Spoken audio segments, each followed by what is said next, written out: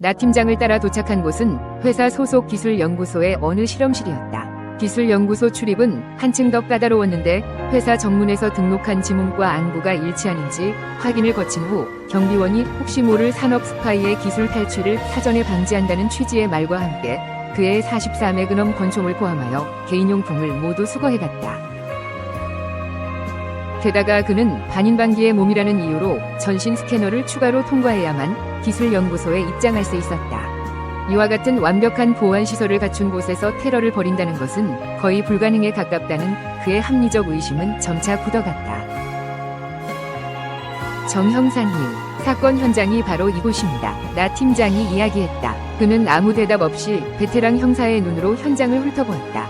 이곳의 첫 느낌은 기업의 실험실이라기보다는 병원 수술실에 가까웠다. 각종 의료 장비가 질서정연하게 배치되어 있었고 수술용 칼과 도구로 보이는 집기와 비품들이 수술용 간이 침대에 거치대에 일목요연하게 정리되어 있었다. 하지만 직원으로 보이는 하얀 가운을 입은 남자 3명이 온몸에 피를 흘린 채 아무렇게나 바닥에 널브러져 있는 상황은 잘 정돈된 실험실의 분위기와 이질적이라고 그는 생각했다. 일반 병원 수술실과 다른 점은 거대한 컴퓨터 67대가 실험실 입구 반대편에 일렬로 배치되어 있다는 것과 우측에 튼튼해 보이는 통유리 창이 깨져 있었는데 누가 탈출이라도 한 듯 그 파편들이 실험실 안쪽이 아닌 1층 외부 잘 손질된 진녹색 잔디밭에 흩어져 뿌려져 있다는 점이었다. 요즘도 이렇게 덩치가 큰 컴퓨터가 있네요. 그가 나 팀장을 바라보며 물었다.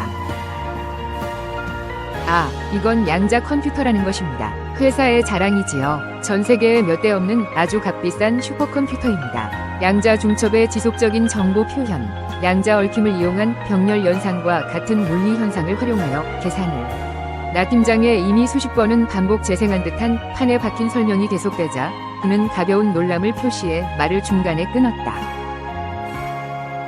그리고 사건에 대해 본격적으로 질문하기 시작했다.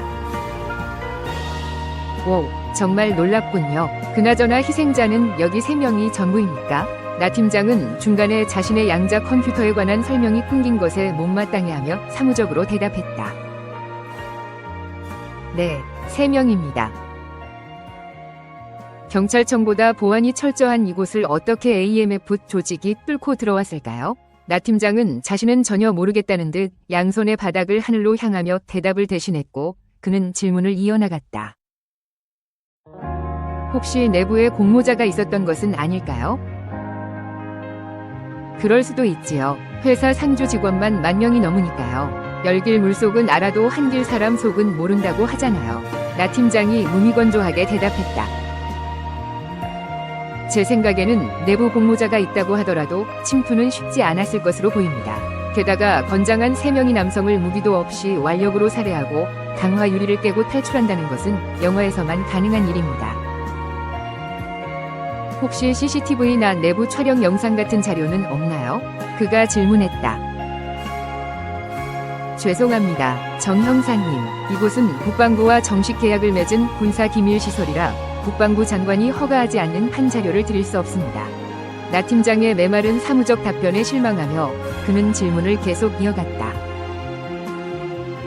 그나저나 이곳에서 어떤 실험이 벌어지고 있었던 겁니까? 나 팀장님 말씀대로 AMF 조직이 목숨 걸고 이곳까지 찾아와서 테러를 감행했다면 엄청나게 중요한 실험이었나 봅니다.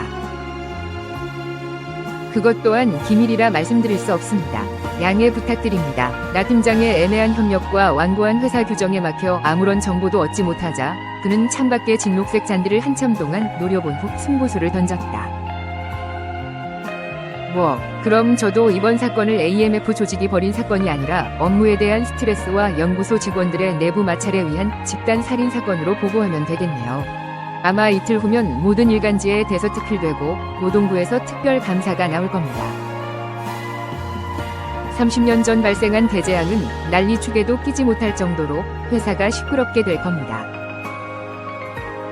그의 말에 나 팀장은 잠시 멍한 표정을 짓더니 천장에 설치된 실험실 내부 CCTV를 서류 뭉치로 가리고 뜸을 들인 후 어렵게 입을 열었다. 정 형사님을 믿고 말씀드립니다. 이번에 진행했던 실험은 최고 단계의 극비였습니다. 살아있는 인간의 뇌를 기계에 이식하는 실험이었습니다.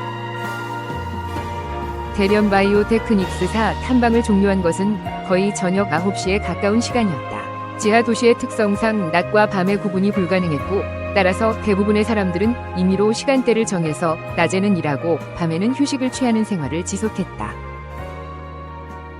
과거 몸에 익은 행동이 편한 것이다. 이번 사건의 전말을 나 팀장에게 전해들은 그는 사건의 중압감과 이미 저녁 식사 시간을 훌쩍 넘긴 배고픔으로 주차장 가로등 빛 아래에서 휘청거렸다. 반인반기의 몸이지만 양쪽 다리와 한쪽 팔을 제외한 소화기관은 어머니가 주신 그대로의 모습이기 때문에 오래된 생리적 습관에 그의 몸이 반응하는 것은 어쩔 수 없는 노릇이었다. 포드에 올라탄 그는 유흥가인 7구역을 입력했다. 힘든 하루를 보낸 후 자신을 위로하기 위한 지극히 사적인 백주 한 잔과 함께 배고픔을 해결하고 AMF 조직과 연결된 정보원을 만나기 위해서였다. 자동으로 운행되는 포드 안에서 그는 이번 사건은 다른 사건들과는 무게감이 다르며 어쩌면 자신도 지극히 위험한 상황에 빠질 수 있다는 사실을 깨달았다.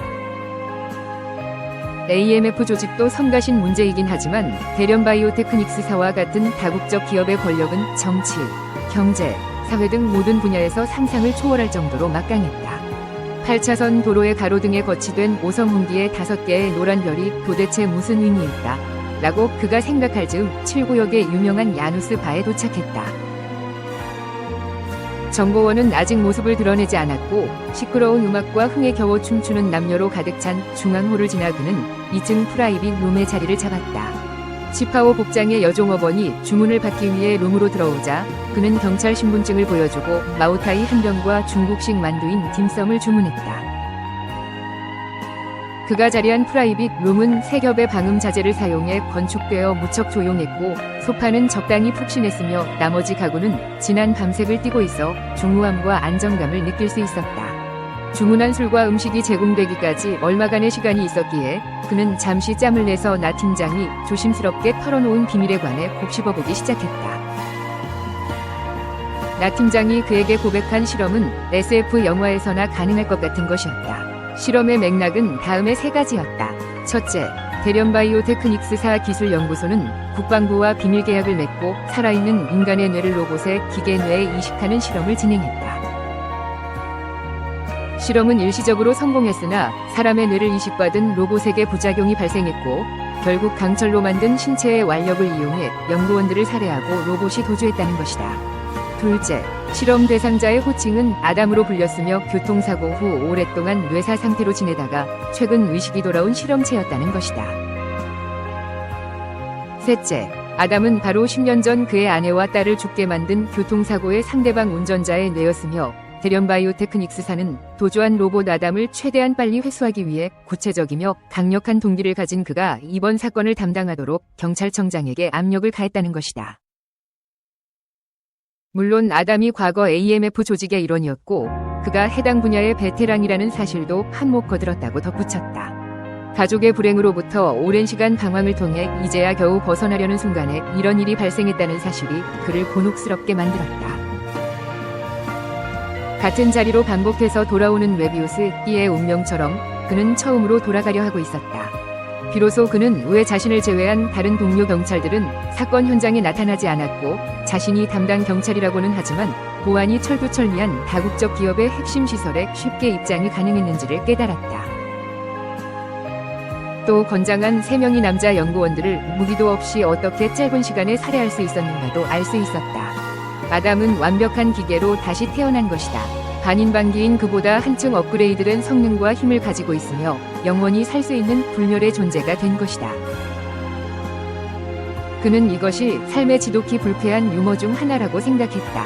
한때 인간의 기계화를 극렬하게 반대했던 AMF 조직원이 뇌마저 완벽하게 기계화된 본인의 모습을 보면 과연 어떤 기분이 들지 무척 궁금했다. 지독한 절망감을 느끼거나 아니면 허락도 없이 마음대로 자신을 변형시킨 사람들에 대한 복수심일 거라고 그는 추측했다. 아담이 무지막지하게 연구원들을 때려 죽이고 도망친 것이 누가 봐도 명백한 증거라고 스스로 믿었다. 그는 차가운 중량감이 느껴지는 44 매그넘 권총을 쓰다듬으며 10년 전 자신과 가족을 불행으로 몰고 간 아담을 반드시 본인 손으로 잡겠다고 굳건히 다짐했다. 그때 치파오 복장의 여종업원이 마오타이주 한 병과 딤섬을 가지고 룸으로 들어왔고 그는 약간의 팁을 건넸다.